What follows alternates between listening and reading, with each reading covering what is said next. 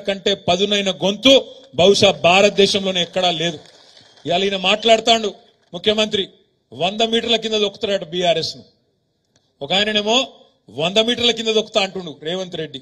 ఇంకొక ఆయనేమో ఇక్కడ మన ఎంపీ ఉన్నాడు కరీంనగర్ బండి సంజయ్ కుల్లా చెప్తుండ ఆయన మనం కొట్లాడుకుంటూ కాదు, కాంగ్రెస్ బీజేపీ కొట్లాడుకుంటూ కాదు, బీఆర్ఎస్ గింతంత మిగిలిందిగా ఆయనతో బీఆర్ఎస్ ను ఖతం చేయాలి, మనం కొట్లాడుకోవద్దు, మనం కలిసి ఉండాలి అని బండి సంజయ్ కుల్లా మాట్లాడుతుండ్రు. చూసినరా లేదా మీరు? చూసిరా లేదా? భోజనం ఉన్నది కొద్ది గట్టిగా నాకు తెలుసు, మీరు భోజనం టైం అయింది నాకు ఎరికే, అందుకే ముందు మాట్లాడుతున్నా, తర్వాత మిగతా సోదరులు మాట్లాడతారు. నేను ఎందుకంటున్నా అంటే ఇంత ఓపెన్ గా ఇంత బాహాటంగా మనం కలిసే ఉందాం అని బండి సంజయ్ ఒక దిక్కు, ఈయననేమో 100 మీటర్ల లోపల బొంద పెడతా అంటుండు. ఆయన 3 మీటర్లు కూడా లేడు, ఆయన అంటే మనం 100 మీటర్ల లోపల బొంద పెడతాడట. ఆయన 3 ఫీట్లు కూడా లేడు ఆయన అంటే 100 మీటర్ల లోపల బొంద పెడతాడట.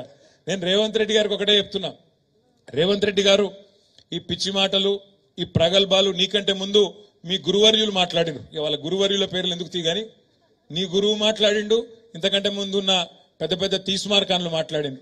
నీకంటే ముందు కేసీఆర్ ను తొక్కుతాం, బొంద పెడతాం, ఈ గులాబీ జెండా కనబడకుండా చేస్తాం అని చాలా పెద్ద పెద్ద తీస్మార్కాన్లు మాట్లాడినరు. ఆ తీస్మార్కాన్లతోనే కాలేదు, నీలాంటి బుడ్డరకాంతో ఏమవుతుంది అనే మాట నేను ఈ సందర్భంగా విజ్ఞప్తి చేస్తా ఉన్నా. నీ అసొంటోళ్ళు మస్తుగా వస్తారు పోతారు, కాలం కలిసి వస్తే వానపాములు కూడా నాగుపాములై బుసలు కొడతాయి. కాలం కలిసి వచ్చింది, తాంతగారుల బుట్ల పడ్డట్టు పడ్డావు. ఇలా ప్రజలకు తెలుసు నువ్వు ప్రజలు ఎన్నుకున్న ముఖ్యమంత్రి కాదు. ఢిల్లీ ద్వారా మేనేజ్మెంట్ కోటాలో ఢిల్లీని మేనేజ్ చేసుకొని మాణిక్యం ఠాగూర్కు 50 కోట్లు ఇచ్చి వీని చెవుల ఊది వాని చెవుల ఊది నలుగురు నువ్వు పోగేసుకొని ఢిల్లీకి వెళ్ళి ఆడికెళ్ళి మేనేజ్మెంట్ తెచ్చుకున్న పదవి తప్ప ప్రజలందరూ కలిసి కూడబలుకొని నిన్నేం ఎన్నుకోలేదు. ముమ్మాటికి ఎన్నటికీ నువ్వు కేసీఆర్ గారి కాలు గోరుకు కూడా సరిపోవు రేవంత్ రెడ్డి అని మాట నేను విజ్ఞప్తి చేస్తా ఉన్నా. ఇది నేనేదో వేరే ఉద్దేశంతో చెప్తలేను, ఒకటే మాట గుర్తుపెట్టుకోండి. ఇవాళ నిజంగా కూడా కేసీఆర్ అనే నాయకుడు లేకపోతే, ఈ గులాబీ జెండా లేకపోతే తెలంగాణ ఎక్కడిది? ఆ తెలంగాణ రాష్ట్రానికి వచ్చే ఈ పదవులు, ముఖ్యమంత్రి ఉప ముఖ్యమంత్రి పదవులు ఎక్కడి? ఆలోచించుకో రేవంత్ రెడ్డి గారు మాట్లాడే ముందు అనే మాట నేను విజ్ఞప్తి చేస్తా ఉన్నా. ఇంకొక మాట కూడా మీ అందరికి నేను విజ్ఞప్తి చేస్తున్నా.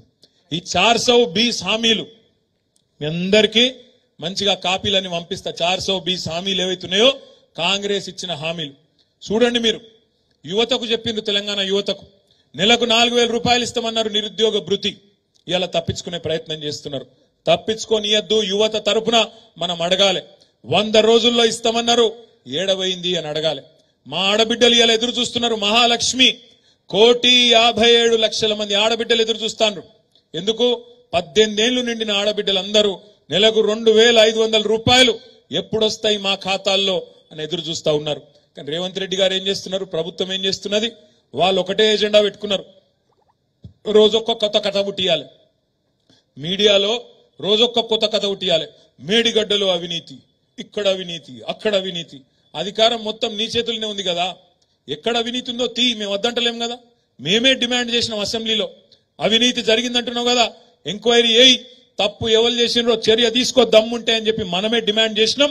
ఆ విషయంలో వెనుకకు పోము, పక్కా వెనుకకు పోము. ఎక్కడ అవినీతి ఉంటే అక్కడ చర్య తీసుకో, మాకు అభ్యంతరం లేదు.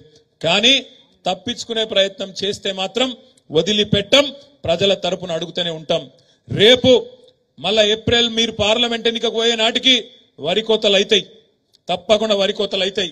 వరి కోతలు అయినప్పుడు రైతులు అడుగుతారు, మొదటిసారి అంటే ఇడిచిపెట్టినాం, క్వింటాల్కు 500 బోనస్ అన్నావు, ఏది ఎక్కడ వాయే అని తప్పకుండా అడుగుతారు. ఆ రైతుల తరపున అడగాల్సింది ప్రధాన ప్రతిపక్షంగా మనమే అనే మాట కూడా నేను మీకు విజ్ఞప్తి చేస్తా ఉన్నా. మొన్న రేవంత్ రెడ్డి గారు దావోస్ పోయిండు, దావోస్ లో చెప్తాండు మేము రైతు భరోసా చాలు చేసినాం అని పచ్చి అబద్ధాలు ఇలా విదేశాలలో చెప్తున్నాడు ఈ ముఖ్యమంత్రి గారు. నిజంగా రైతు భరోసా చాలు అయిందా?